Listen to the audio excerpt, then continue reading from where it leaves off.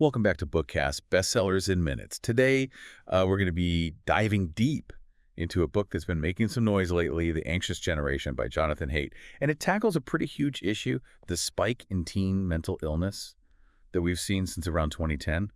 And trust me, this isn't just another one of those blame it all on social media books. Yeah, it's actually fascinating how Haidt goes about this. He takes a much broader view. He calls it the great rewiring of childhood, and it really goes way beyond screens. Okay, so let's unpack that great rewiring. But first, Yeah. I gotta say, what really struck me were the statistics that Haidt uses to paint the picture of how serious this problem is. He doesn't just say, oh, teens are anxious.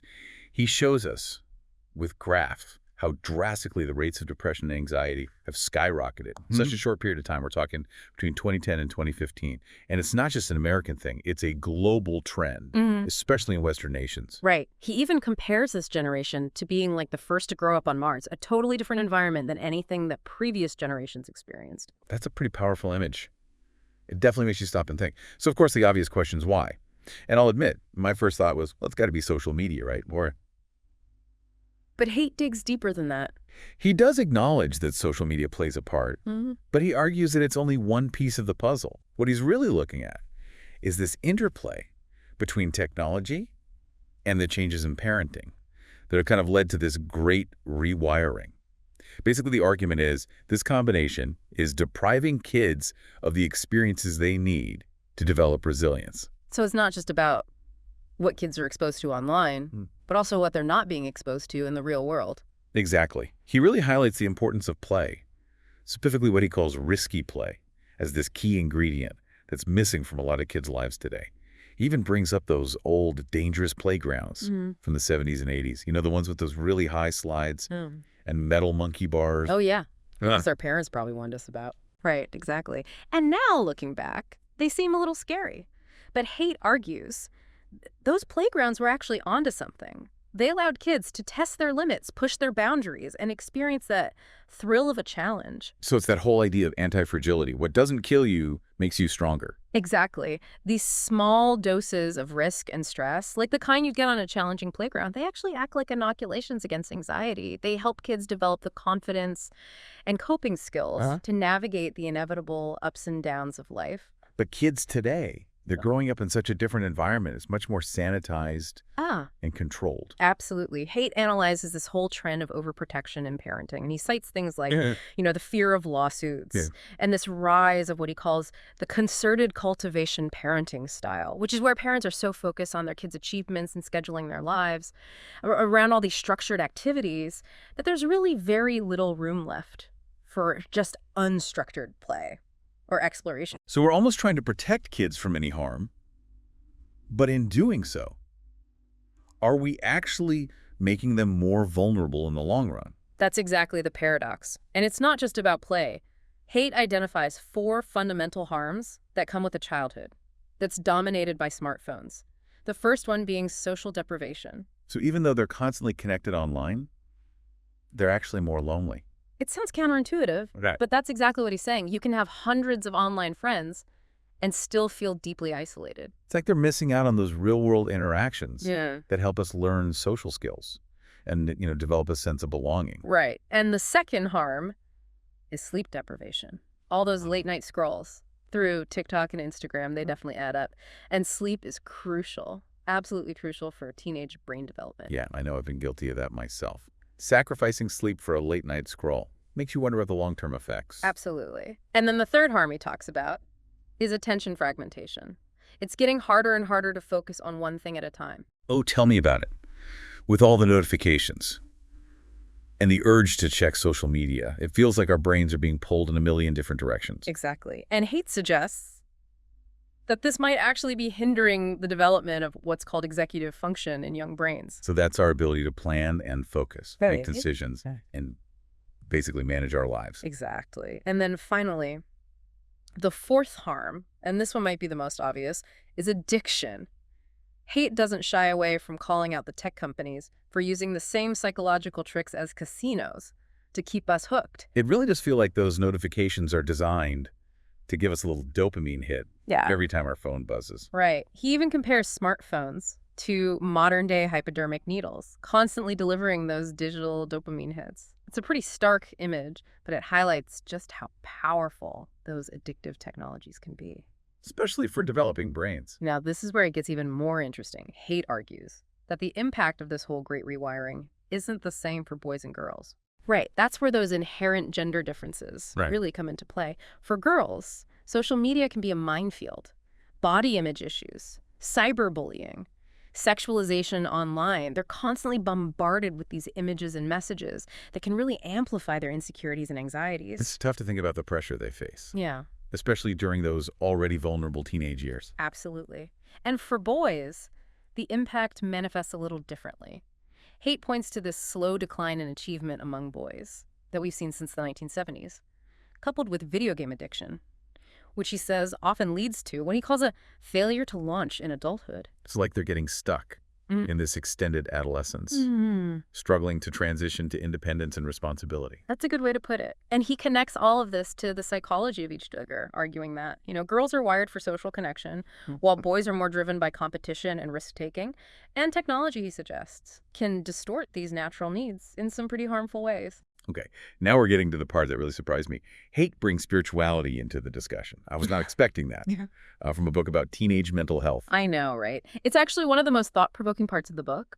He argues that this constant connectivity of the digital age might actually be eroding our sense of the sacred. Okay, hold on. I need you to define the sacred for me.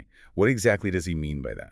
He's talking about those experiences that connect us to something larger than ourselves. Something that evokes a sense of awe, wonder, and transcendence. So things like religious rituals, being in nature, experiencing art, even just feeling a sense of community. Exactly. And he argues that those experiences, those moments of connection to something bigger than ourselves, are really crucial for human well-being. They give us a sense of meaning, purpose, and belonging, which are essential, absolutely essential for mental and emotional health. But his argument is the technology, the way we use smartphones and social media, is disrupting this balance between what we call the profane and the sacred. Exactly. I mean, you would think that having access to all this information, all these different perspectives, would broaden our horizons and make us feel more connected to the world. But Haidt's suggesting that it's actually having the opposite effect. It's interesting, because you'd think more connection would lead to less loneliness and isolation. Right. And that's kind of one of the great paradoxes of our time. We have more ways to connect than ever before, but we're also experiencing this epidemic of loneliness and isolation. And he's saying that's partly because we're spending so much time in this digital world that's really designed to keep us focused on ourselves, on our own little bubble. That's a great way to put it. He even goes a step further and argues that social media platforms are specifically designed to activate what's called the default mode network in our brains. Okay, back up a second. What's the default mode network? I'm not familiar with that term. So the default mode network is this network of brain regions that's active. When we're not focused on a specific task, it's associated with things like daydreaming, self-reflection, mind-wandering, even worrying. So it's kind of like the autopilot of our brains. That's a great analogy. And it's actually the network that tends to quiet down when we're experiencing those moments of awe or self-transcendence that we were talking about earlier. So Haidt is saying that social media basically keeps this default mode network in overdrive. Like, we're constantly bombarded with information and opportunities for social comparison, which keeps our minds churning with all these self-focused thoughts.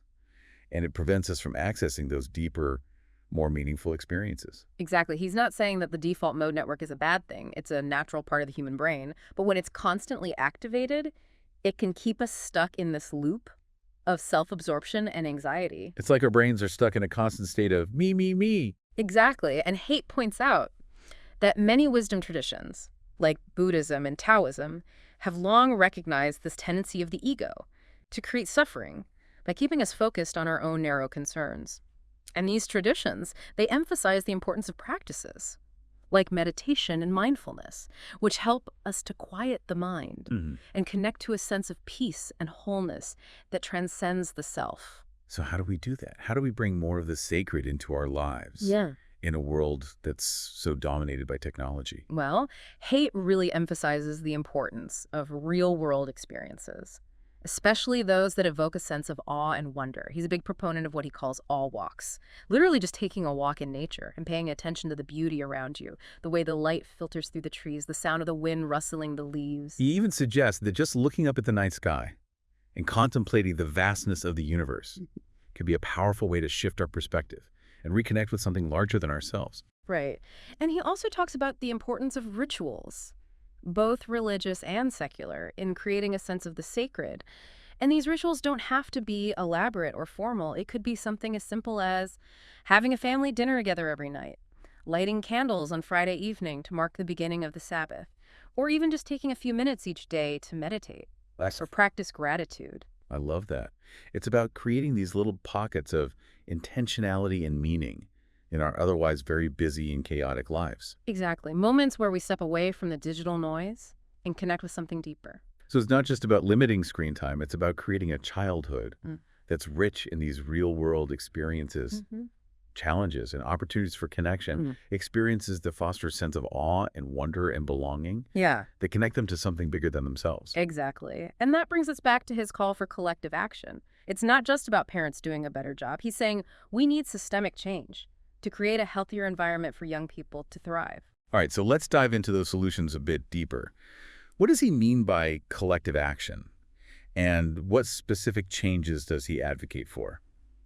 You know, before the break, you mentioned something about technology possibly eroding our sense of the sacred. Could you elaborate on that a little more? Yeah, I'm glad you brought that up. It was one of the most surprising parts of the book for me. It seems counterintuitive at first. We have access to more information than ever before, more ways to connect with people. But Haidt argues that all this connectivity might actually be disconnecting us from something deeper, something more meaningful. He uses this really interesting analogy. He says human beings naturally move between two levels of consciousness, the profane and the sacred. Okay, break that down for me. What's the difference between those two? So the profane is our everyday ordinary awareness. You know, it's focused on our individual needs and desires, the mundane tasks of daily life, that sort of thing. Okay, I'm with you so far. And then the sacred is this realm of collective experience where we connect to something larger than ourselves. So things like religious ceremonies, communal gatherings, even those moments of awe you feel when you're standing on a mountaintop or gazing at the stars, those would all fall under the category of the sacred. Exactly. And Haidt argues that these experiences, these moments of connection to something bigger, are absolutely crucial for human well-being. They give us the sense of meaning and purpose and belonging, which are all essential for mental and emotional health. So he's saying that technology, specifically the way we use smartphones and social media, is disrupting this balance between the profane and the sacred. Exactly. He argues that the virtual world is almost entirely profane. It's designed to keep us engaged with this constant stream of information and self-focused content. We're always scrolling, liking, commenting, comparing ourselves to others, and it keeps our attention fixed on the self, our own needs and desires, without really providing much opportunity for those moments of transcendence and connection that are so vital for our well-being. It's so interesting. Because you would think that having access to all this information, all these different perspectives, would actually broaden our horizons, make us feel more connected to the world. But he seems to be saying it's having the opposite effect. I think that's one of the great paradoxes of our time. We have more ways to connect than ever before, but we're also experiencing this epidemic of loneliness and isolation. And he's suggesting that might be partly because we're spending so much time in this digital world that's really designed to keep us focused on ourselves, on our own little bubble. That's a great way to put it. He even goes a step further and argues that social media platforms are specifically designed to activate what's called the default mode network in our brains. Okay, what is the default mode network? So the default mode network is this network of brain regions that's active when we're not focused on a specific task. It's associated with things like daydreaming, self-reflection, mind-wandering, even worrying. So it's kind of like the autopilot of our brains. Yeah, that's a great analogy. And it's actually the network that tends to quiet down when we're experiencing those moments of awe or self-transcendence that we were talking about earlier. So he's saying that social media keeps this default mode network in overdrive. We're constantly bombarded with information and opportunities for social comparison, and it keeps our minds churning with these self-focused thoughts, preventing us from those deeper, more meaningful experiences. Exactly. Now, He's not saying the default mode network is a bad thing. It's a natural part of the human brain. But when it's constantly activated, it can keep us stuck in this loop of self-absorption and anxiety. Like our brains are stuck in a constant state of me, me, me. That's a perfect way to put it. And Haidt points out that a lot of these wisdom traditions, like Buddhism and Taoism, they've long recognized this tendency of the ego to create suffering by keeping us focused on our own narrow concerns.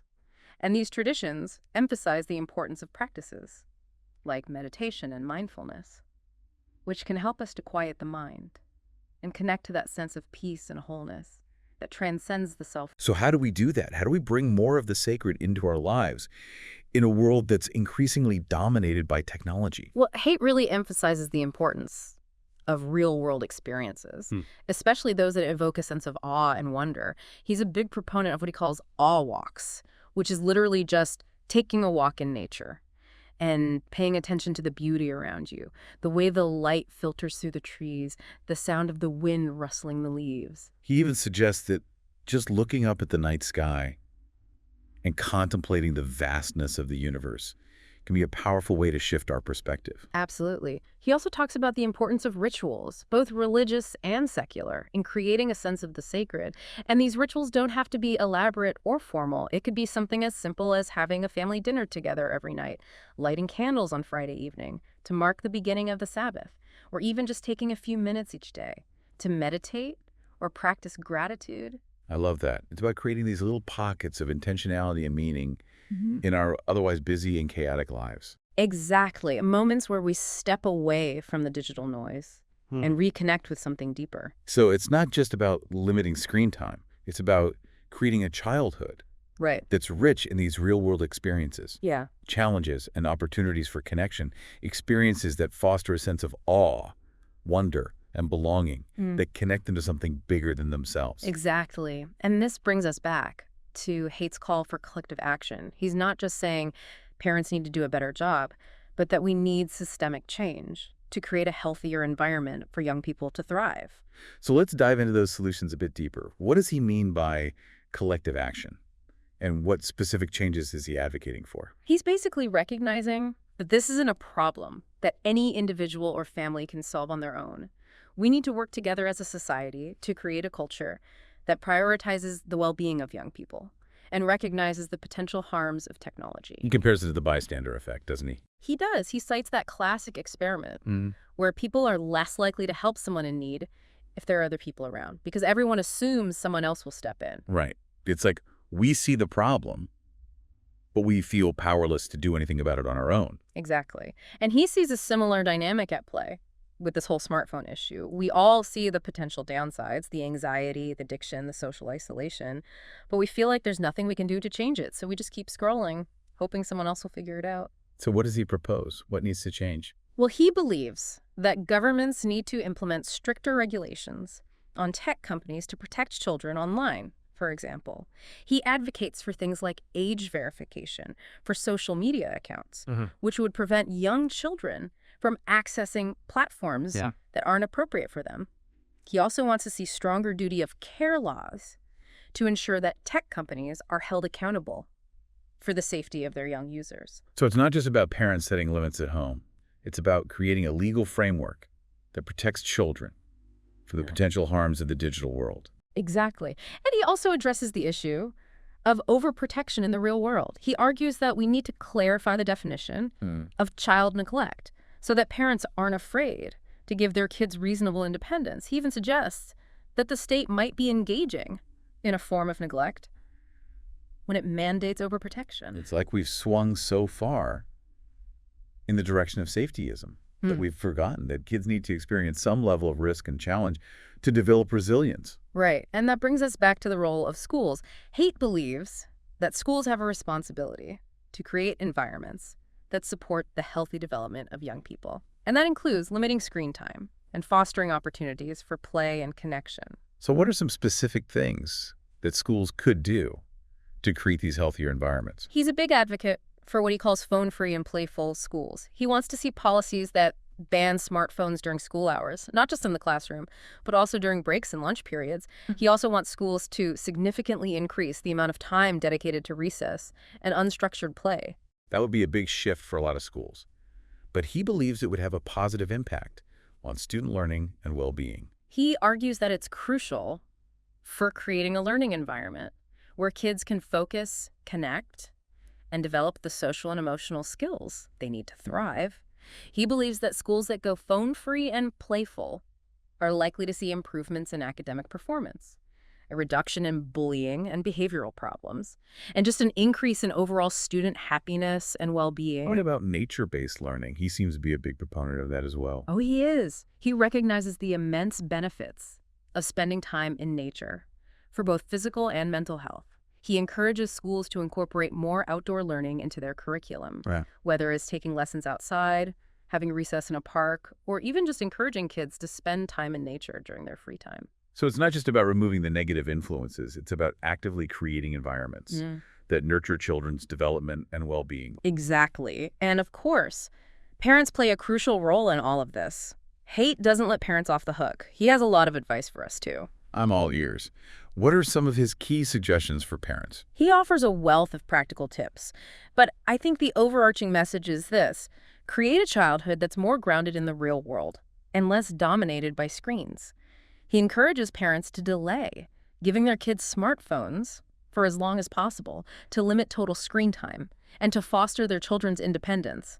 He even suggests creating what he calls playborhoods, neighborhoods where kids can roam freely and play unsupervised. So it's about finding that balance between protecting our kids and allowing them to explore and experience the world on their own terms. Exactly. And remember, our kids are always watching us. They learn from our behavior. So it's important for parents to be mindful of their own phone habits and to model healthy tech use. He even suggests creating a tech Sabbath, a day or even just a few hours each week, where the whole family completely disconnects from devices. That's a great idea. It's a great way to reset, reconnect with each other, and experience the world without the constant distractions of the digital realm. I love that idea. It's like giving ourselves permission to slow down, be present, and savor the simple things in life. And maybe, just maybe, rediscover a sense of the sacred in the process. That's a beautiful thought. That by stepping away from the digital noise, we might find something deeper, something more meaningful, something that truly nourishes our souls. Then remember, the antidote to anxiety isn't always another app or a quick fix. Sometimes it's about slowing down, simplifying, and reconnecting with the things that truly matter. Our relationships, our communities, and our connection to something larger than ourselves. Well said. Now, before we wrap things up, I want to go back to something you mentioned earlier about the impact of smartphones on parent-child relationships. Can you tell me more about what Haidt has to say about that? Sure. He makes this really fascinating observation about how smartphones have given parents this new superpower, the ability to track their children's movements at all times. You mean with GPS tracking apps and things like that? Exactly. And while this might seem like a good thing on the surface, it gives parents peace of mind and can even help keep kids safe. Haidt suggests that this constant surveillance might actually be contributing to anxiety in both parents and kids. I can see how that would be the case. For teenagers, it creates this sense of distrust and lack of privacy. And for parents, it can fuel a cycle of worry and overprotection. That's exactly right. It can also create a dynamic where parents are constantly checking in with their kids. Texting them, calling them, making sure they know where they are and what they're doing. Which can be incredibly frustrating for teenagers who are trying to assert their independence. Right. And it can also prevent them from developing skills they need to navigate the world on their own. If they know their parents are always watching, they're less likely to take risks, make mistakes, and learn from their experiences. It's almost like technology is making it harder for us to trust our kids and for our kids to trust us. That's a really insightful observation, and I think it speaks to a larger point that Haidt makes throughout the book. Technology is a powerful tool, but it's up to us to decide how we use it and how we shape the environment in which it's used. We can't just blindly adopt every new technology without considering its potential impact on our lives and on the lives of our children. He makes a really strong case for the need for more awareness, more intentionality, and more critical thinking when it comes to our relationship with technology. Absolutely. We need to be asking ourselves tough questions about how technology is affecting our mental health, our relationships, our communities, even our sense of meaning and purpose. And we need to be willing to make changes, both individually and collectively, to create a healthier and more humane digital future.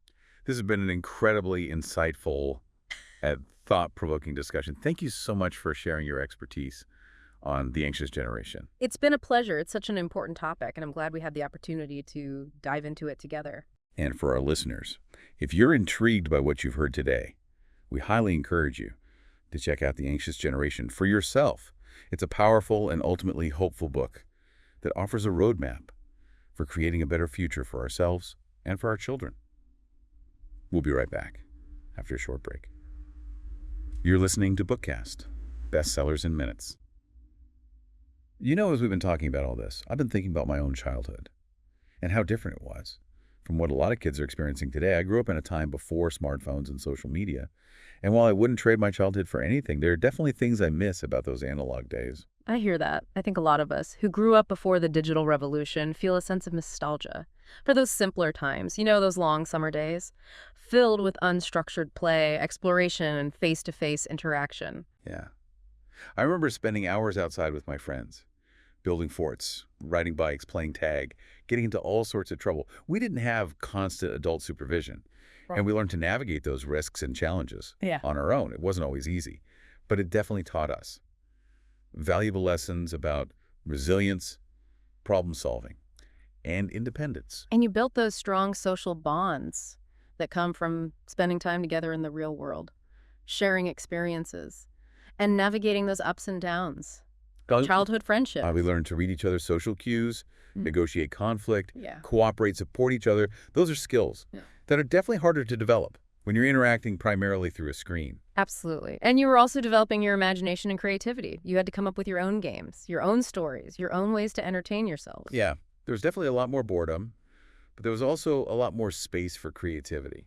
And wonder. That's such an important point. Boredom is often seen as this negative thing, but it's actually an essential ingredient for creativity. When we're bored, our minds are free to wander, to make connections, to come up with new ideas. Right. It's like that saying, creativity is intelligence having fun. And it's hard to have fun when you're constantly bombarded with stimulation and distraction. Exactly. Haidt actually makes a really compelling case for the importance of unstructured playtime, not just for kids, but for all of us. He argues that play is essential for human flourishing.